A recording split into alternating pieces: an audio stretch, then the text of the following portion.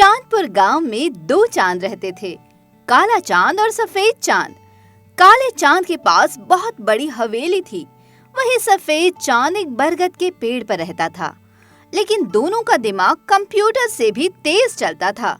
एक रात काला चांद सफेद चांद के पास आया और बोला, ये गांव वाले तेरी कुछ ज्यादा इज्जत करते हैं, लेकिन मैं तुझसे ज्यादा दिमाग वाला हूँ।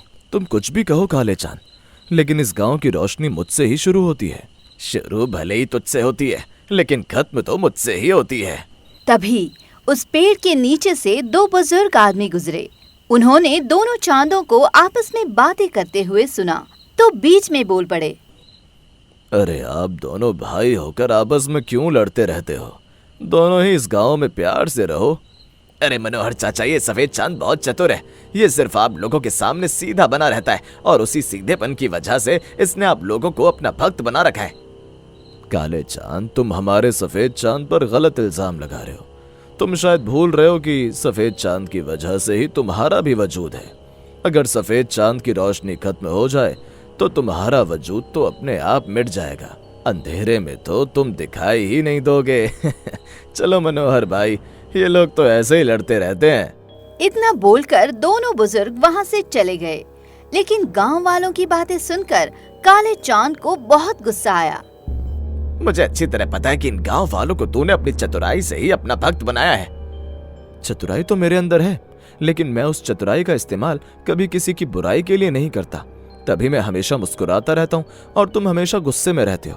अपना मुंह देखो, छछुंदर जैसा बन गया है। ये सफेद चांद अपने आप को कुछ ज्यादा ही होशियार समझता है।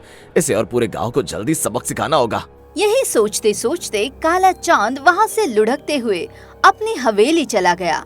इधर सफेद चांद मुस्कुराते हुए पेड़ पर सो गया। लेकिन अगली सुबह जब गांव वाले सोकर उठे और नदी की तरफ गए तो देखा पूरी नदी सूख चुकी थी। उस गांव में पानी का स्रोत सिर्फ वही नदी थी। गांव वालों, ये क्या हो गया? हमारी नदी तो रातों रात सूख गई। अब हमारे खेतों में पानी कैसे आएगा? हमारे घरों में पानी कैसे आएगा? बिना पानी के तो हमारा गांव खत्म हो जाएगा। अरे मनोहर काका, लेकिन एक रात में ही इतनी बड़ी नदी कैसे सूख गई? तभी वहाँ पर काला चांद आया। वो हैरान होते हुए गांव वालों से बोला, अरे गांव वालों, ये क्या हो गया? अरे कल्लू भाई, तुम्हारे पास तो बहुत शक्तियां हैं। अपने जादू से इस नदी को पानी से भर दो।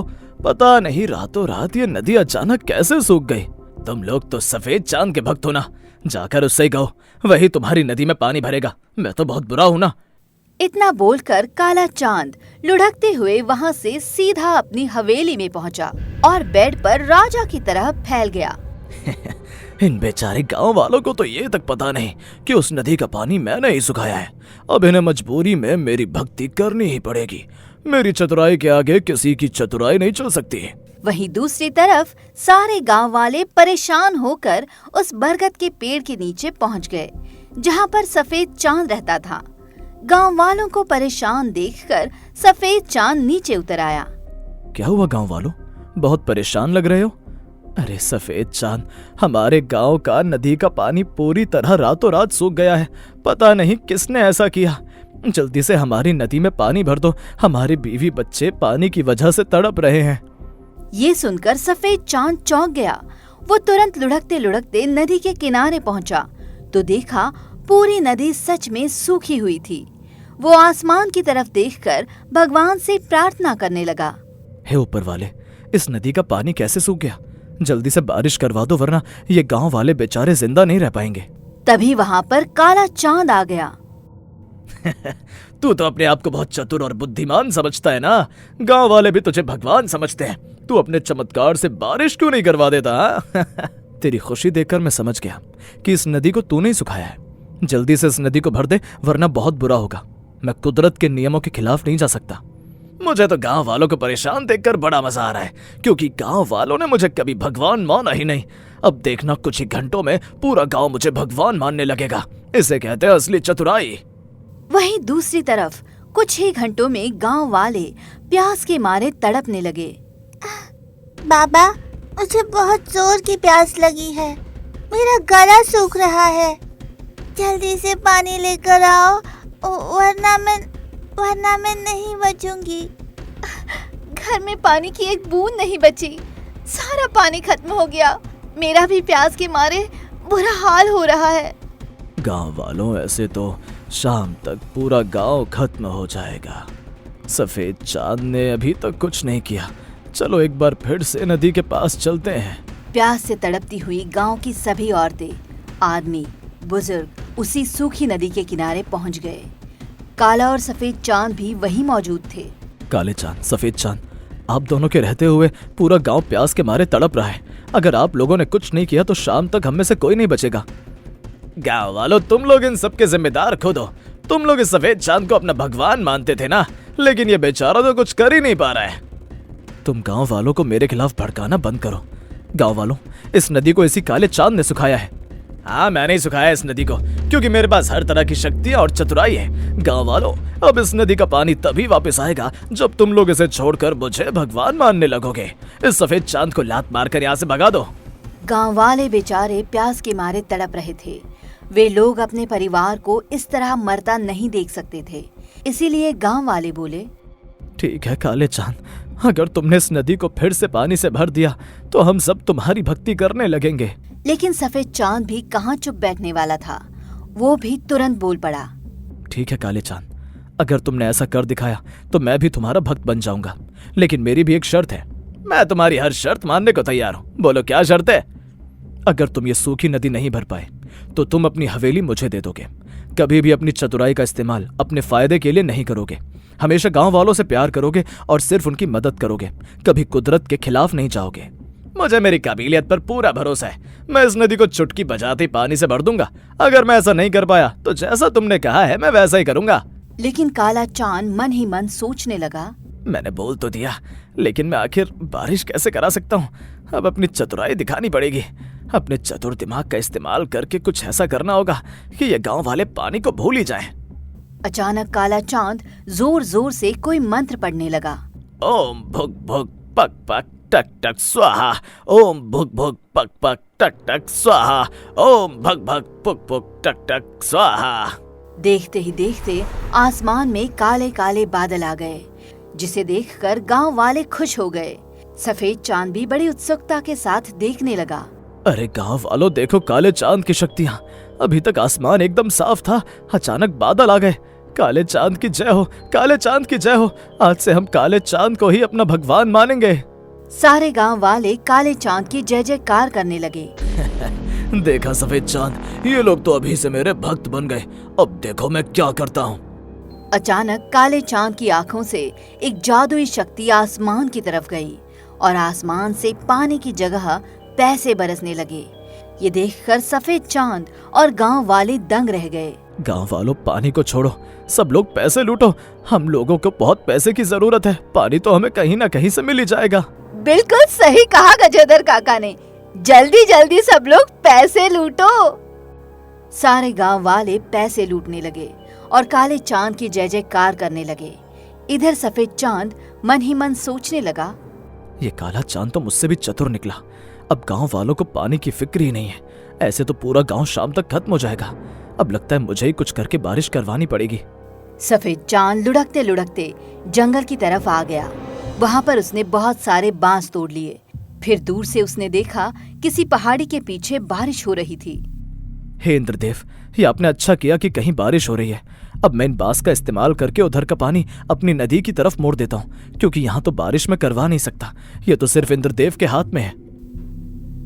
सफेद चांद ने सारे बांस तोड़कर उस पहाड़ी का पानी सीधे नदी की तरफ मोड़ दिया। कुछ ही घंटों में पूरी नदी भर गई। तभी अचानक गांव वाले बोले, अरे गांव वालों, ये सारे पैसे तो नकली हैं। ये काला चांद तो बहुत चतुर निकला, हमारे साथ ही चतुराई कर रहा था। देखो, सफेद चांद ने पूरी नदी भर दी। चलो चलो जल्दी पानी भरो। अब सारा गांव पैसे छोड़कर अपने घरों की तरफ भागने लगा और बाल्टी लाकर नदी से पानी भरने लगा। फिर कुछ देर बाद गांव के लोग फावड़ा लाए और नदी का पानी अपने खेतों की तरफ मोड़ दिया। धीरे धीरे फसलें फिर से लहराने लगी और गांव वालों की खुशियां वापस लौट आई। माँ, पानी पीकर मुझे बहुत अच्छा लगा। अगर थोड़ी और देर मुझे पानी नहीं मिलता तो मैं आपको छोड़कर चली गई होती। ऐसा मत बोल पायल, जब तक सफेद चांद है हमें कुछ नहीं हो सकता। आज हमें यकीन हो गया कि सफेद चांद ही हमारे भगवान है। काला चांद तो अपनी चतुराई सिर्फ अपने फायदे के लिए करता है। सफेद चांद की जय हो, जय हो, जय हो, जय हो, जय हो। पानी लेकर सभी गांव वाले खुशी खुशी वहां से चले गए। सफेद चांद भी खुशी खुशी अपने बरगद के पेड़ पर चला गया।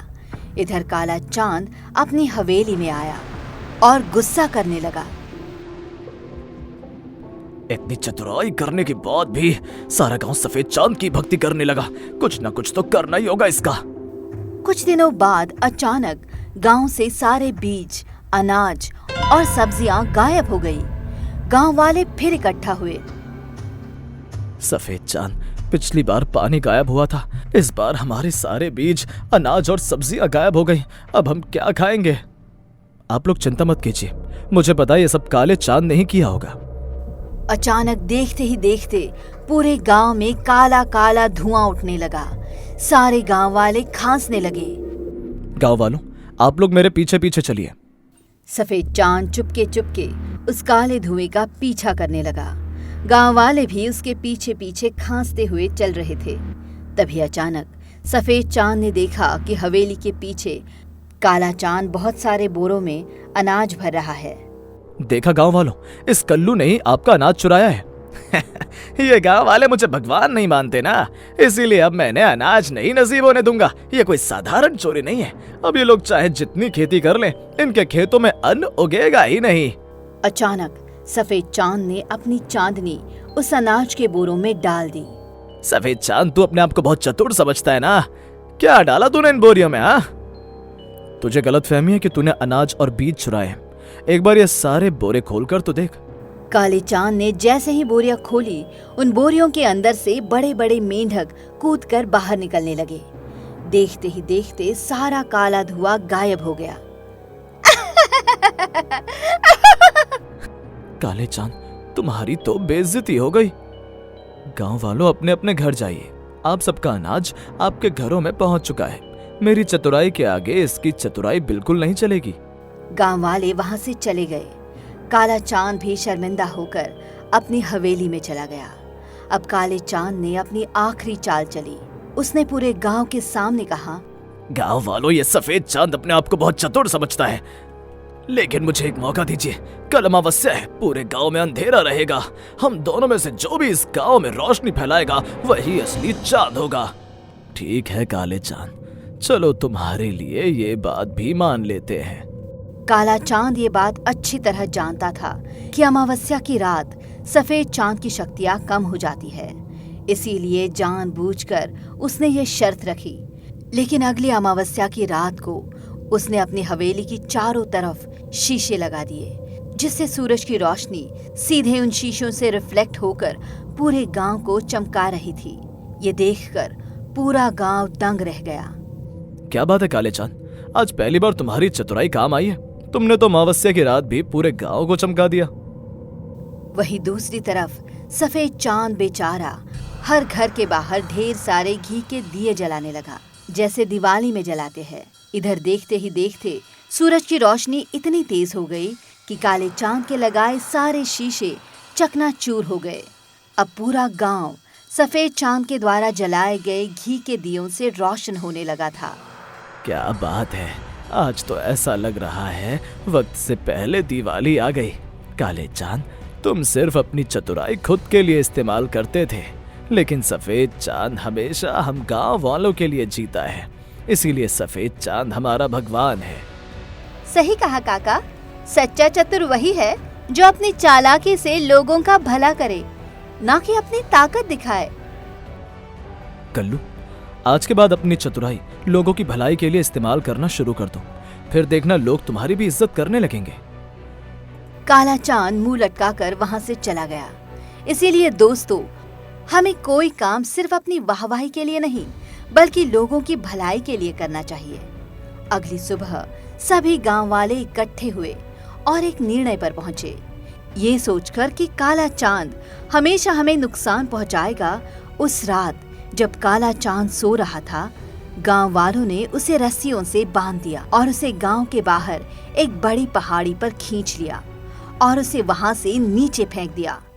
जैसे ही वो इस तरह ऊपर से गिर गया, काले चांद ने अपनी सारी शक्तियां खो दी। ये देखकर गांव वालों ने आह भरी और अपने घरों में चले गए और खुशी से रहने लगे।